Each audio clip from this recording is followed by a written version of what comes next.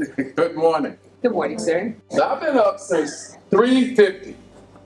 I'm just And if I have more energy than you, and I'm 59, that's the problem, right?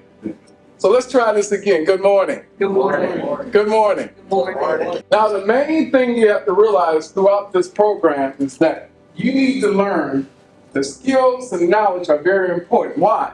Because in business, the only thing that matters is that you're solving a problem. You got it? Sir. What are you doing? Solve my problem. Anything that you want to get paid, and we used to say get paid in full. Full means you get paid beyond the average salary, beyond minimum wage. You got to be good at it. Darn good at it. You got to be among the best at what you do. So I have a motto that I follow, and it's called stand up, stand out, stand above. Let's repeat that. Stand up, Stand up. stand out, Stand out. stand above. Stand Now, what does that mean?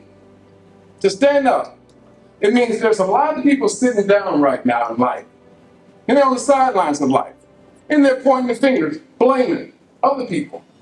Mama, daddy, sister, brother, neighborhood, race, color, gender, sexual orientation. But the idea is no matter what, it's prescribed for you, is to stand up. And then the idea is it's not just to stand up, it's to stand out. In the crowd, do people see me as being different, unique?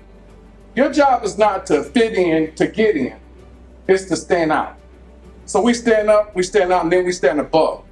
We are the trendsetters. There's nobody at this university that looks like me, that thinks like me, that acts like me. There is nobody. Because there's only one Glenn McIntosh. There's only one Semino Scott.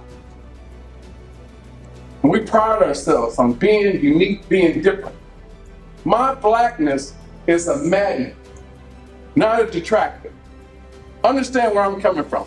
I'm coming from the streets of Detroit. Poor family. Never saw a bedroom until I went off to college and shared a room with two other guys. But I was excited because it was called a bedroom. And so the idea was always, I'm not going to play the game to fit in, to get in. I'm going to stand up, to stand out, and stand above. I want to get paid. Now, why would you start a business? Tell me, throw out some things. Why would you start a business? For financial wealth, probably. For what? Financial wealth to better suit yourself. Say that loud. Financial wealth to better suit What's your name? Nicholas Harris. Financial wealth. It's probably. Repeat after her. No. Everybody in the room, I don't care if you're young or old. Repeat after her. That's it. There is no other reason to start a business unless you're talking about wealth. There is no reason to wake up in the morning and do what you do unless you have intent of building wealth. Do we understand that? Sure. There is no other reason. You can play around with this because knowledge and skills open the door to opportunities. But knowledge and skills can be sat on. I know a lot of people who are poor, and they have master's degrees, they have doctor's degrees, because they haven't allowed themselves to be open to opportunities. They travel in one lane. Mr. Carterman said, I'm the senior vice president of Oakland University. That means about half the university reports to me. Can you imagine that? But I also have other businesses that I do. And so as a result of that, my time is very valuable. So when I tell you I get up at 3:50 every morning, that's because I need to stretch the day. He talked about how you use your time. We all have the same amount of time. It's how you use that time. That's what you got to be accounting for every day. Because at the end of every day, you got to do what we call the looking glass self. Anybody know what the looking glass self is? A mirror is a glass. And every day, at the end of every day, you have to be able to look in the mirror and say, have I used my time wisely today? The thing that I want to become, have I used my time to push me forward or to see me falling back? There is no standing still. You know how you ask people how you doing? And they say, okay, maintaining. There's no such thing as that. Either you're moving forward or you're falling backwards. Either you're standing up, you're standing above, or you're not in the game. Do we understand that? Yes, sir. So when you're on this campus, Oakland University, some people put some time into making this happen for you. The financial piece, the relationships, the network was used, all because they want to give you an opportunity, exposure to opportunity. And so the idea is to be a sponge and take advantage of this. Everyone you meet, you should be getting up to them and saying, can I get your number? Can I get your email? Because that person now becomes a part of your network. And your network, what? Matters. It matters. And your network relates to your net worth in time. There's a study came out, I think it was Harvard, and it said the 5 people you hang around will be an indication of how much money you make and how much success you have in life.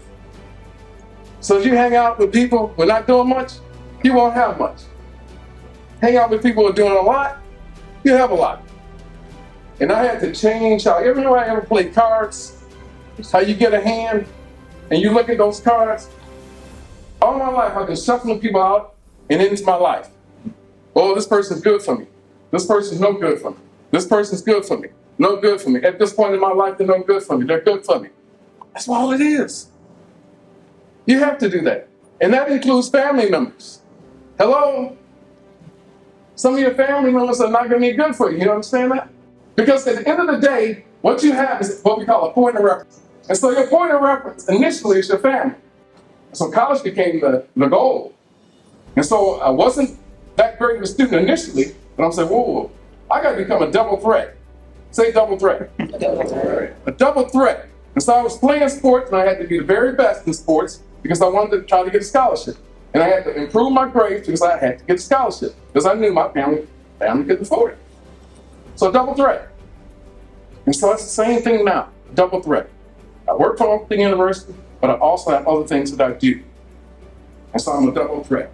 But nobody owns me. I have freedom. Total freedom. And that's what you want. That authentic self that we talk about all the time. I want to be me.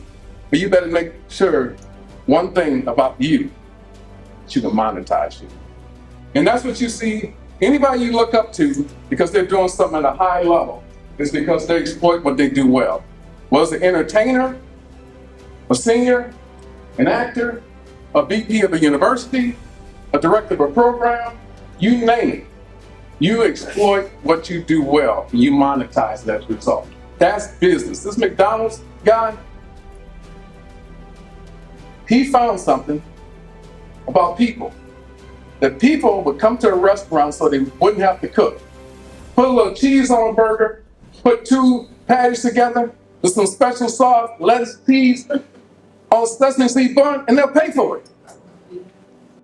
And he exploited it, and then kept adding to the menu. He monetized a hamburger and a bun. End of the day, it's still a hamburger, right? Yes, sir. But it says McDonald's, and so you think something great about it. There's no different from Church's Chicken. I worked at Church's Chicken for 3 years.